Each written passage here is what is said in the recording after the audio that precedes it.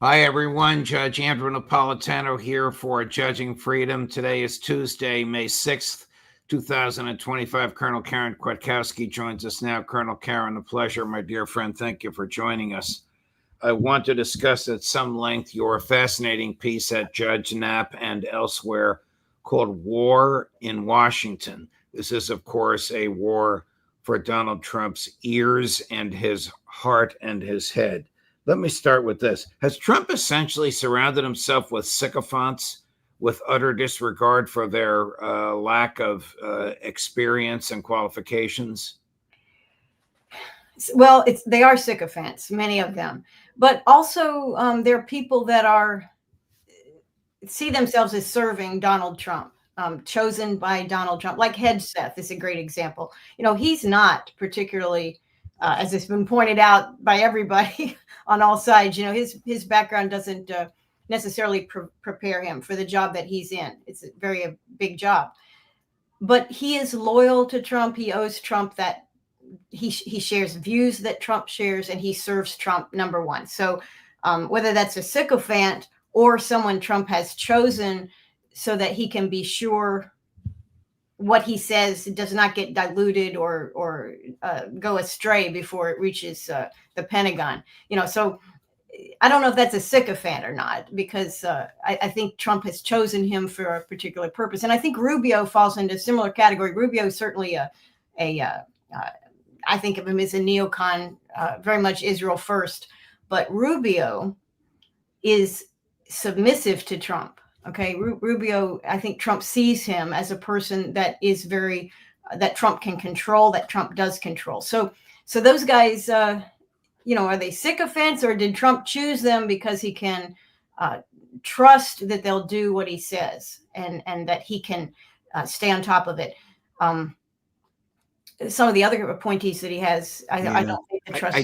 I guess if the piece in the Washington Post is correct, Mike Waltz went too far in trying to persuade Trump by confiding in and plotting with Israeli Prime Minister Netanyahu as to how to talk Trump into blessing an Israeli and supporting militarily. Of course, the blessing wouldn't be of any value, the blessing alone, an attack on Iran.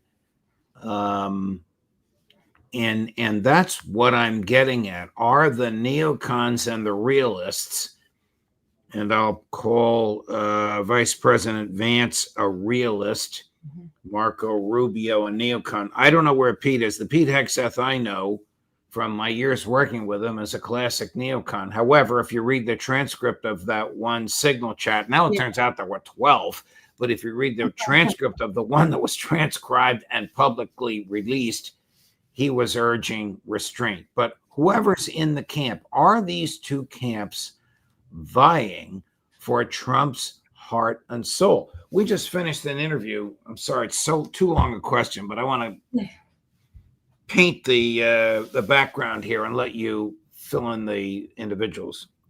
Just finished an interview with Colonel Doug McGregor, your friend and colleague, and he informs that Trump had a day-and-a-half meeting with a female Protestant minister who's his spiritual advisor.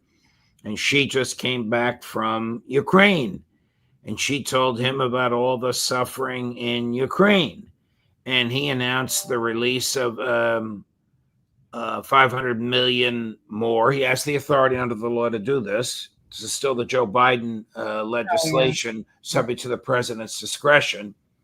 More money going to Ukraine, whereupon Colonel McGregor said, why didn't she talk to him about the suffering in Gaza? But you get my we know why. Get my point. This is a non-military person lobbying him. He spoke to her last, and now he orders a major a release of military arms. Yeah, is that any way to run the presidency? Well, no, it isn't. And that his spiritual advisor, I don't know where that came from, because we all know, and Trump has said himself, he's very much a secular guy. I mean, if he has a religion, I think it's patriotism. He sees or it's Donald Trump. I don't know what his religion is per se, but he sees himself as having a very important role in history. But I've never heard that he needed or wanted a spiritual advisor. And this particular person that you're talking about, who is a Christian Zionist, and really kind of a pop, not like I don't know how well respected she is across the various religions, in the community. I don't know, but he should not be listening to her for really anything other than let's pray together and then shut up.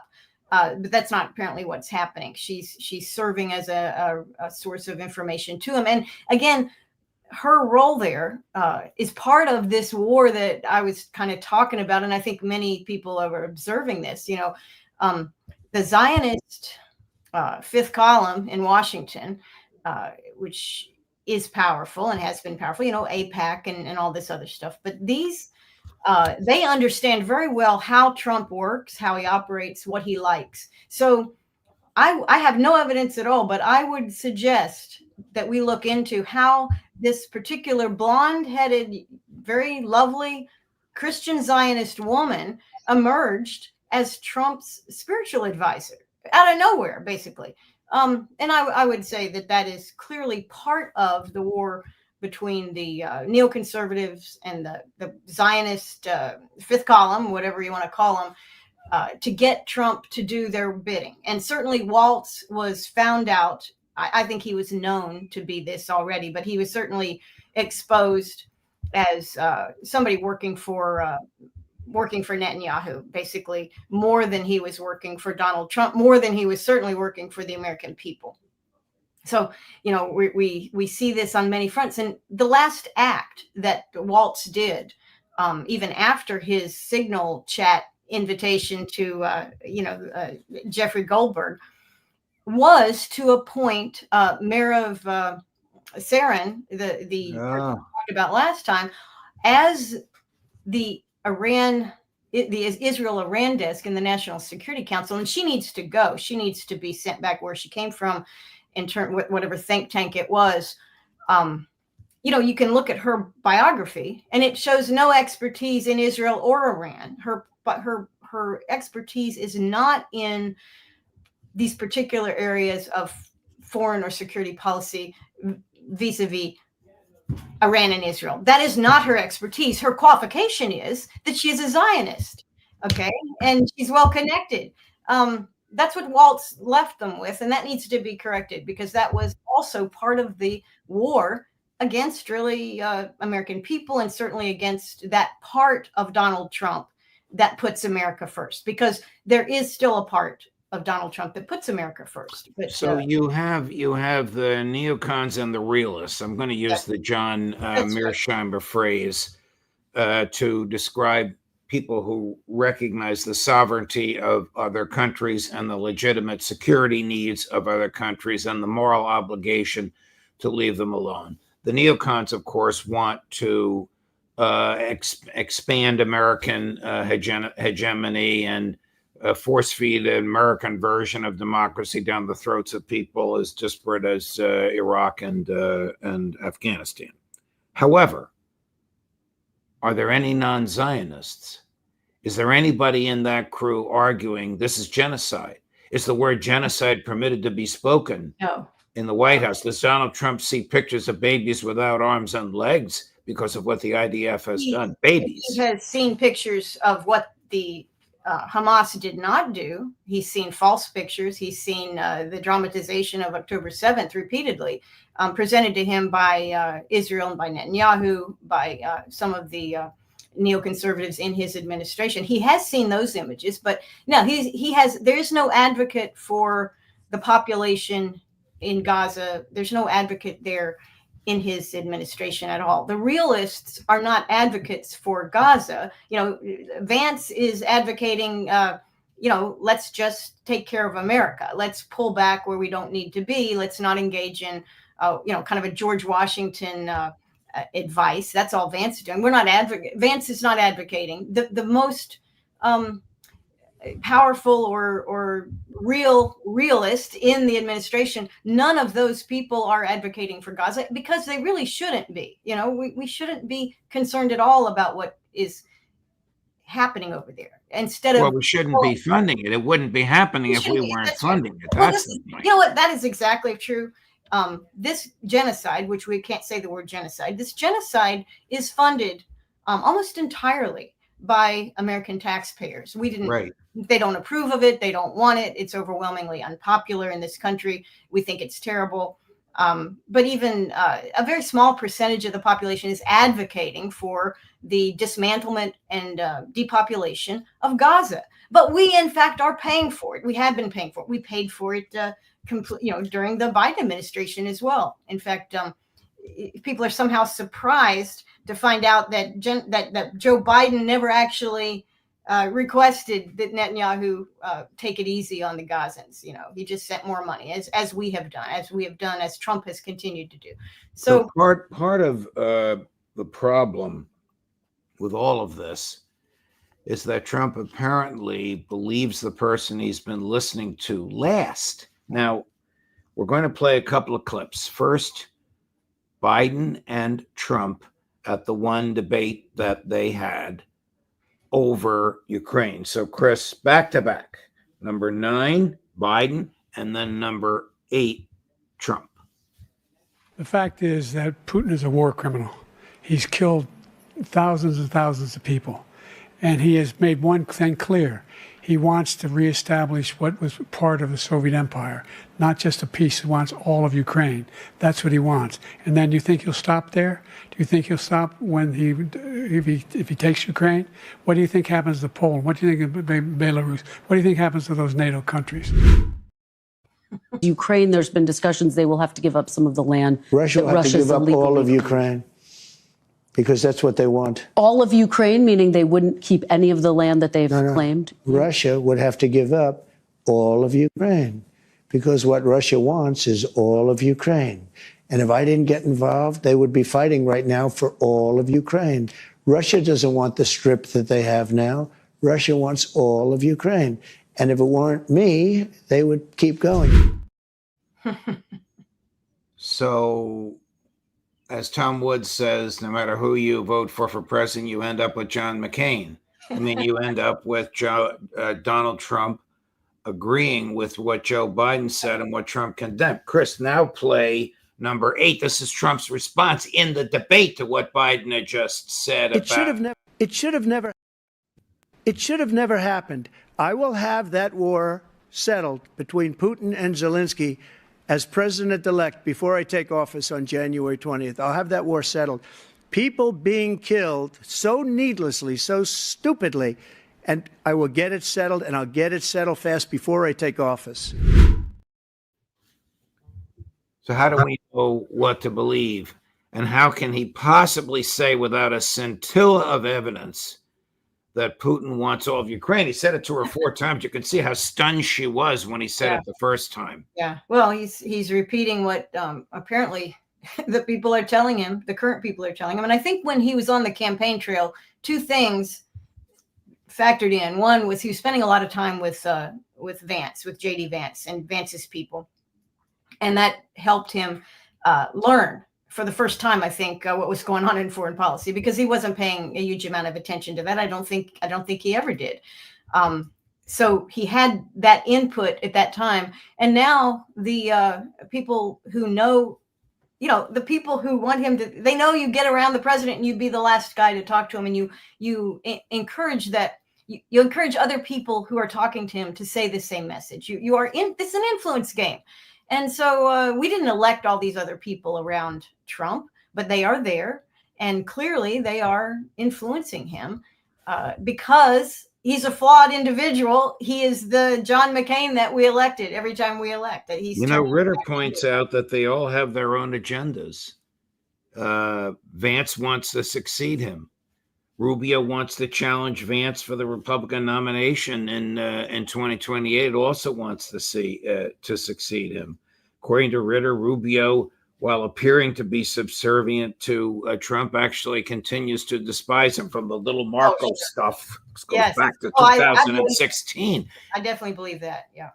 I think part of what Trump does, and we see this a lot of different ways, he likes to kind of humiliate people that he's beaten. And Rubio, that, little Marco is just part of that. I think putting him as Secretary of State and really putting him as Secretary of State and then putting his friend and closer ally as the key foreign policy negotiator, what's the guy, his buddy, Steve. Witkoff. I mean, Witkoff. listen, yeah. Rubio, I am sure, was prepared for the influence of Vice President Vance. It's a very strong personality, a very bright person.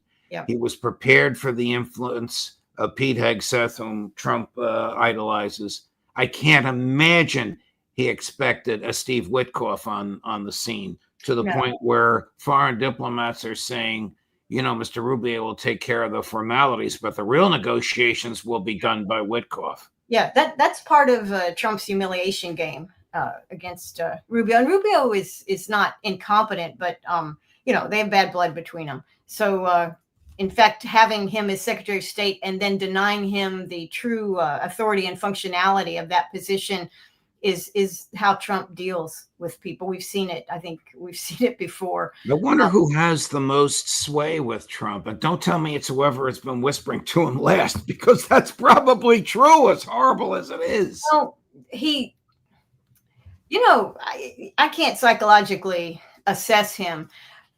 I will say this, though. Trump will listen to females much more, I think, than some other presidents that we've had. He's not afraid of strong female figures, and he's married several. He likes Tulsi, and there's a reason he likes her, because she's strong and she's competent. His insane religious advisor, again, fits into this category. He has Susie Wiles as he's worked with him before for years, and he trusts her. So in some ways, he listens to and trusts people that are kind of hard to manipulate, because the people that want to influence the president are generally not looking to influence the women around the president. They are looking to influence the men around the president. And so Trump you may be getting separate messages because they're not completely lobbying all the people that he listens to. Honestly, Susie Wiles does not like Netanyahu. We kind of know this already. So just on a personal level, that's a factor. And the way Trump treats Netanyahu is reinforced, I think, by, in some ways, his own chief of staff, not Rubio and not some of these other folks who say, well, this is how it should work. This is the order of things. Trump is a people person. I mean, we know that from his campaign and from everything we've observed about him. He works with human beings, and he trusts people. He chooses the winners around him, and he chooses the losers. It's all about people. It's not about principle. It's not about logic. It's not about a foreign policy like realism. It's not even about neoconservatism, which has an agenda. It's not about the agenda. It's about the people with him. And I think that this actually puts the neoconservatives, it puts the Zionists, it puts other folks that would like to influence Trump at a disadvantage, because he is unusual in this way. You can't just put a guy in the right position who gives a briefing to him every day and think that that's going to work with Trump. Now, again, who is he listening to? Clearly, again, not being principle driven, not having a principle driven philosophy about foreign policy or about domestic policy. That puts Trump and the whole country at a huge disadvantage. It's a real problem. We have an audience that is largely anti-war, and Chris ran a poll just this afternoon. Will Netanyahu succeed in dragging Trump into a hot war with Iran? About 2,000 people responded. 73% said yes. 27% said no. Now, that, I think, not only speaks for the fact that our viewers are far better attuned to foreign events and politics than the average public. It also tells you what they think of Trump. Yeah. Well, their assessment of Trump is correct. I think what we often miss, because we're Americans and we don't know everything. We just see like anybody, we see things from our perspective and what we're focusing on. But the world is not the same world that it was 10 years ago, 15, 20, 30, 50 years ago. It's changed very much. The US position in that world has also changed, but many Americans don't recognize that. So this concept that we will engage in a war, we'll start a war with Iran so that we can help Israel massacre the remaining 1.7 million Gazans. That may look good on paper to neoconservatives. It might look good. It might look possible. But in fact, the majority in Washington know that it's not possible. The people who actually pay for the war, fund the war, lend the money to the government for the war, have to send the soldiers and the equipment to Iran to do this kind of thing. They all know that that's not going to work. It's not possible. We have no friends who will support us other than Israel. And we've created Israel's military.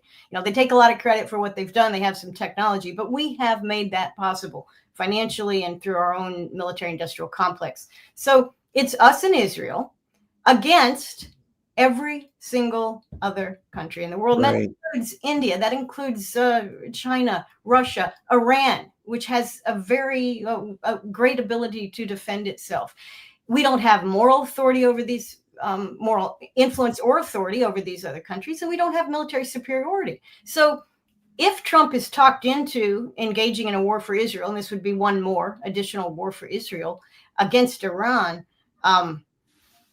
I think that he would be pulled back from that, either by Vance or by not Hegseth as much, but the people in the Pentagon who understand this would be an expensive and humiliating defeat for the United States and would put us on our heels for every other aspect of world influence and domestic improvement that Trump wants to do. So I have to think that we would not do that. But again, I'm not talking to Trump. I don't get to whisper. God, how I wish you were that blonde-haired lady that he listens to, I wish I was too. As opposed to that pastor whose name we don't know. Karen, thank you very much. Much appreciated, as always. Thank you for this great piece, which is called War in Washington. You can see it on judsnap.com, LouRockwell.com, and a variety of other venues. Thank you, Karen. We'll see you again soon. All the best. Thanks a lot, Judge. Appreciate it. Sure. Coming up tomorrow at 8 in the morning, Professor Gilbert Doctorow at 11 in the morning, Professor Jeffrey Sachs at 1 in the afternoon, former British diplomat Ian Proud at 2 in the afternoon, our buddy Aaron Mate at 3 in the afternoon, our other buddy Phil Giraldi. Judge Napolitano for Judging Freedom.